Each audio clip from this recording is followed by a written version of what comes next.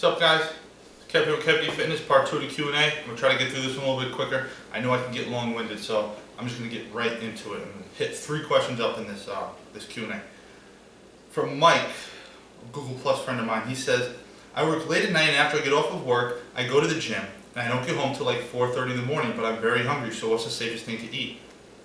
Mike, if you're a hard training individual, you can really eat. You can eat anything you want. I know you're probably worried about, oh, I shouldn't eat carbs, because you're about to go to bed. Dude, if you just got done working out, lifting hard, the carbs that you're eating are going to just be stored primarily as muscle glycogen, and the rest are going to be used for energy. You don't have to worry about that. So eat a typical, when you get home, you're going to be having your post-workout meal. So eat your typical post-workout meal. Get in a lot of carbs to replenish your glycogen stores, to get ready for the next time you go train. You know, have a good amount of protein and have some fats. So don't be worried if you're training hard, and as long as you're not eating a whole bunch, the rest of the day. So as long as you're within your calories, if you're bulking, you want to be a little bit above maintenance, and if you're cutting, you want to be obviously, 500-600 calories or so below maintenance. So make sure you're within your calorie requirements, but don't be scared to eat anything. Especially carbs. I know there's that fear about carbs before you go to bed. If you're a hard training individual, they're going to get stored as glycogen. Okay, Pletcha asked me 4 questions in one. What's the best abdominal exercises for beginners? How many reps in sessions? When can you begin to see results? And what's the best core exercise? I'm a healthcare worker, and I'm on my feet for long hours and may stress my back at times. Okay, I'm going to try to answer these kind of in combination here. I think it's typically okay to train your abs about 3 times a week. Remember, your abs, like I've always said, are like any other kind of muscle. They need time to recover. You can't just go blast them day in and day out. That's not the best way to do it, guys. Give them some time to recover.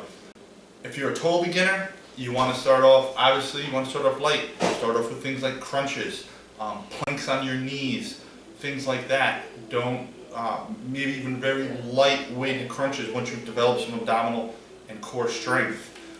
Don't go, jump right into a whole bunch of weighted exercises if you don't have a good foundation in your core. And once you do develop that, I always recommend, guys, weighted ab exercises whenever you can. When can you begin to see results? And as far as strength and endurance, you should start to see them within a couple of weeks. Now, as far as seeing your abs, that's going to be a function of your body fat level. So if you're not at a very low body fat, you're not going to quote-unquote see results in the mirror. Keep that in mind. You've got to get your body fat down. If you're a guy, 12% or so in body fat, 10% even better, and anything below that, you should be able to start to see some really good abs. For a woman, it's even tougher to get abs because women naturally hold a higher body fat level just biologically. So, yeah, and I don't think too many women really want. Women want a 6-pack. That's not a sexy look for a woman. But I know you want to have a flat stomach and maybe a little bit of definition in there. You might have to get down around 15% body fat, maybe a little bit higher, and you'll be okay. And then what's the best core exercise because you're standing a lot? Because you are standing a lot, I would highly recommend doing planks. Start off on your knees. Once you build up enough strength and endurance, go to them on your toes. Planks are a great exercise to develop your whole core, especially your stabilizer muscles, which you should use a lot when you're standing.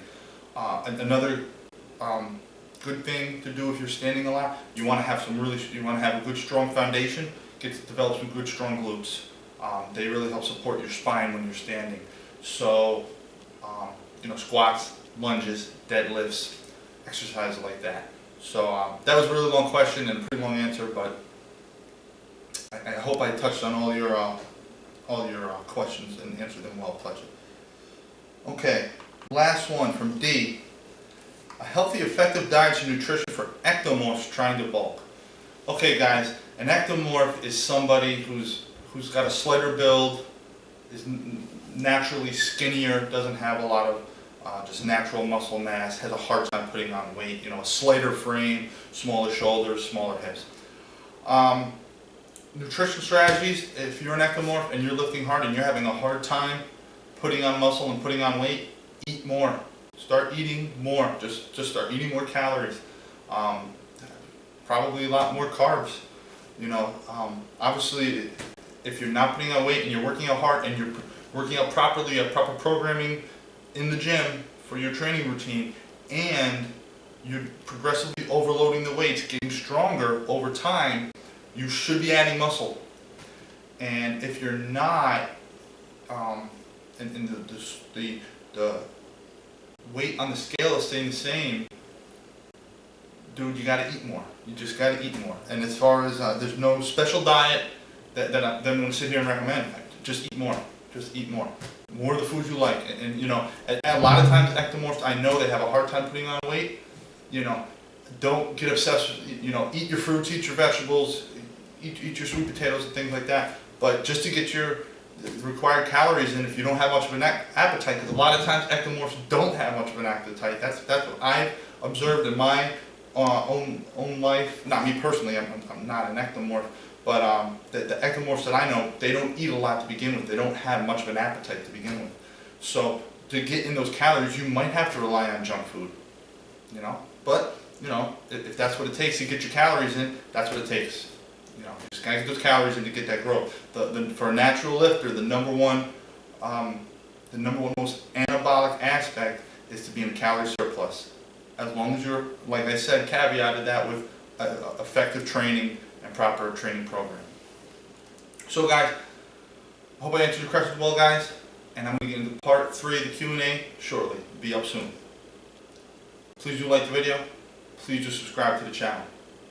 And tell your friends, guys. If you know some people like to work out, say, hey, this guy's got a pretty good channel. If you think that. If not, trash me.